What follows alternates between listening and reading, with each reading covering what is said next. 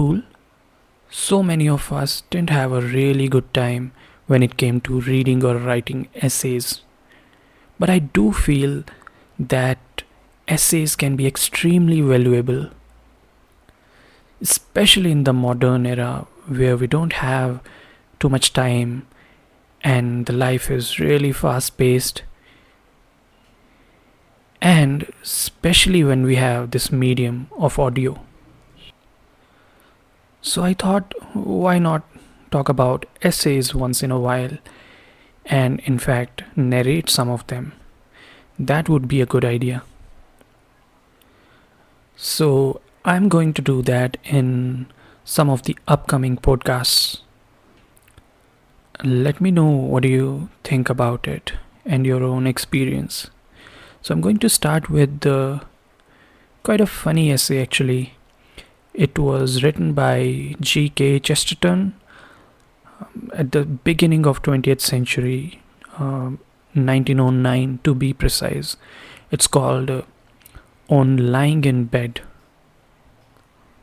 And surprise, surprise, it's actually about lying in bed. So I'm going to start narrating it. And it's really short, so won't take much of your time. So here we go. Lying in bed would be an altogether perfect and supreme experience if only one had a colored pencil long enough to draw on the ceiling. This, however, is not generally a part of the domestic apparatus on the premises. I think myself that the thing might be managed with several pails of espinal and a broom.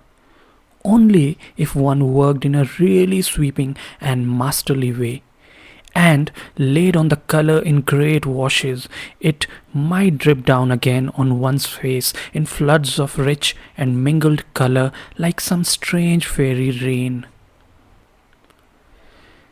And that would have its disadvantages. I'm afraid it would be necessary to stick to black and white in this form of artistic composition. To that purpose, indeed, the white ceiling would be of the greatest possible use. In fact, it is the only use I think of a white ceiling being put to. But for the beautiful experience of lying in bed, I might never have discovered it. For years, I've been looking for some blank spaces in a modern house to draw on. Paper is much too small for any really allegorical design. As Cyrano says, I need giants. But when I try to put these fine clear spaces in the modern rooms such as we all live in, I was continually disappointed. I found an endless pattern and complication of small objects hung like a curtain of fine links between me and my desire. I examined the walls. I found them, to my surprise, to be already covered with wallpaper.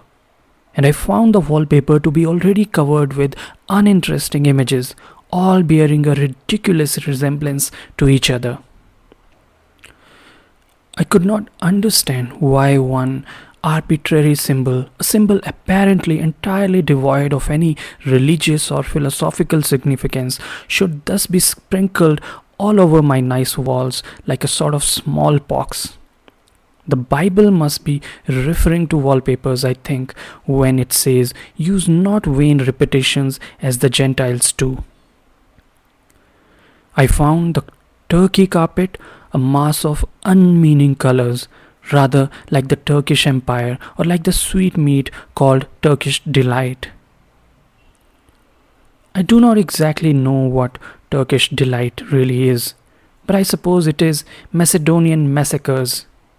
Everywhere that I went, forlornly, with my pencil or my paintbrush, I found that others had unaccountably been before me, spoiling the walls, the curtains, and the furniture with their childish and barbaric designs. Nowhere did I find a really clear space for sketching until this occasion when I prolonged beyond the proper limit the process of lying on my back in bed.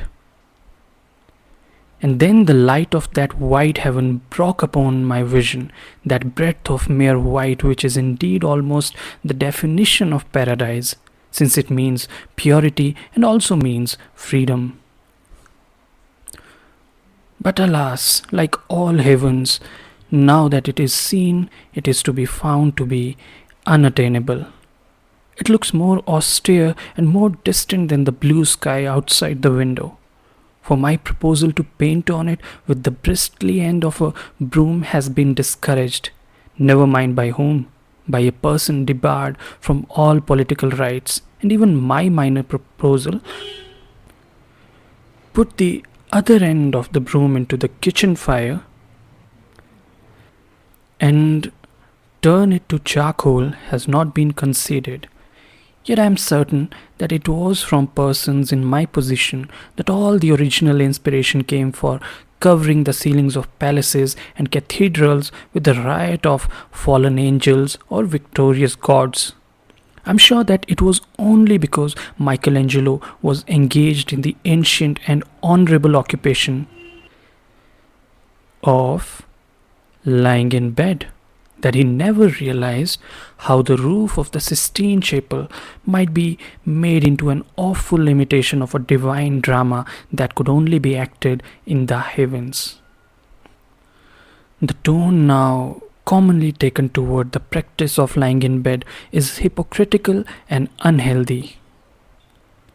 Of all the marks of modernity that seem to mean a kind of decadence, there is none more menacing and dangerous than the exaltation of very small and secondary matters of conduct at the expense of very great and primary ones, at the expense of eternal ties and tragic human morality. If there is one thing worse than the modern weakening of major morals, it is the modern strengthening of minor morals. Thus, it is considered more withering to accuse a man of bad taste than of bad ethics. Cleanliness is not next to godliness nowadays, for cleanliness is made essential and godliness is regarded as an offense. A playwright can attack the institution of marriage so long as he does not misrepresent the manners of society. And I have met Ibsenite pessimists who thought it wrong to take beer but right to take prussic acid.